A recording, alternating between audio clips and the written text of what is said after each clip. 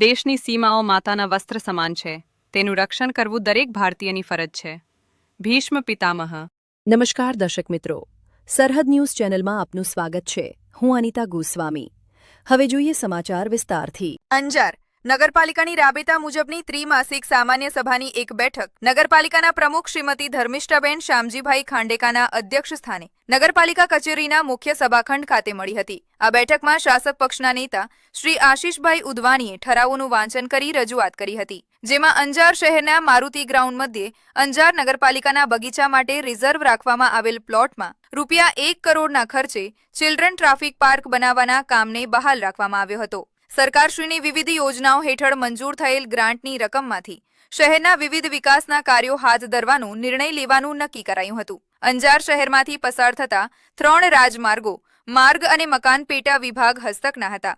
તે નગરપાલિકા હસ્તક લેવા માટે સર્વાનુમતે નક્કી કરવામાં આવ્યું હતું. અમુક વિકાસના મુદ્દાને ધ્યાને લઈ વિપક્ષ કોંગ્રેસના રાજેન્દ્રસિંહ જાડેજા અને દીપકભાઈ આહિર તથા અન્ય કાઉન્સિલરો દ્વારા આ નિર્ણય લેવા બદલ પ્રમુખશ્રી તથા સમગ્ર શાસક પક્ષને અભિનંદન આપ્યા હતા. ત્યારબાદ સામાન્ય સભા પૂર્ણ થયા બાદ રાષ્ટ્રગીત રજૂ કરવામાં આવ્યું હતું. આજની આ બેઠકમાં અંજાર નગરપાલિકાના પ્રમુખ શ્રીમતી ધર્મિષ્ઠાબેન શામજીભાઈ ખાંડેકા, ઉપપ્રમુખ પરેશભાઈ માલસતર, કારોબારી સમિતિ ચેરમેન પ્રકાશભાઈ લોદરિયા, શાસક પક્ષના નેતા આશીષભાઈ ઉદવાણી, દંડક ગિરીશભાઈ પરમાર, અમિતભાઈ વ્યાસ, કિરણભાઈ આહિર, અલ્પેશભાઈ દરજી, જયેશભાઈ કે બલદાણિયા, પાર્થભાઈ કે સોરઠિયા, નિલેશગીરી ગોસ્વામી, ઓફિસર શ્રી તુષારભાઈ ઝાલરિયા, કચેરી અધિક્ષક શ્રી રશ્મિનભાઈ ભીંડેના માર્ગદર્શન હેઠળ કમિટી ક્લાર્ક શ્રી ગુંજનભાઈ પંડ્યા એ કામગીરી કરી હતી. રિપોર્ટ બળદેવપુરી ગોસ્વામી, સરહદ ન્યૂઝ બ્યુરો, ચીફ, કચ્છ. આજની સામાન્ય સભાના અનુલક્ષીને 2 શબ્દો.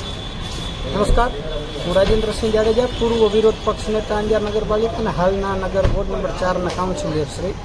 આજે અંજાર નગરપાલિકાની ત્રીજી અને જે કામના આયોજન કરવાની પહેલી સામાન્ય સભા હતી, જે બાબતે એજન્ડા હતા વિવિધ કામોના, એ બાબતે અમે અમુક કામો જે અંજારના સુખાકારી માટે હતા એનામાં અમે સહમતિ દર્શાવી છે અને અમુક એવા ખોટા કામો અમને લાગતા હતા એમાં અમે વિરોધ પણ દર્શાવ્યો છે.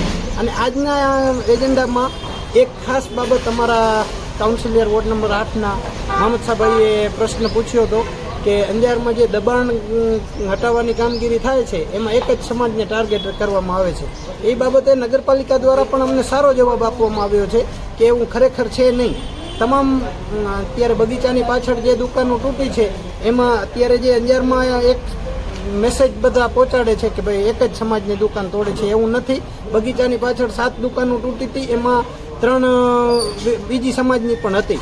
એટલે કોઈ નગરપાલિકા દ્વારા એક સંદેશ પહોંચાડવામાં આવ્યો છે કે કોઈ એવું નથી ભેદભાવ કરીને કામગીરી થાય.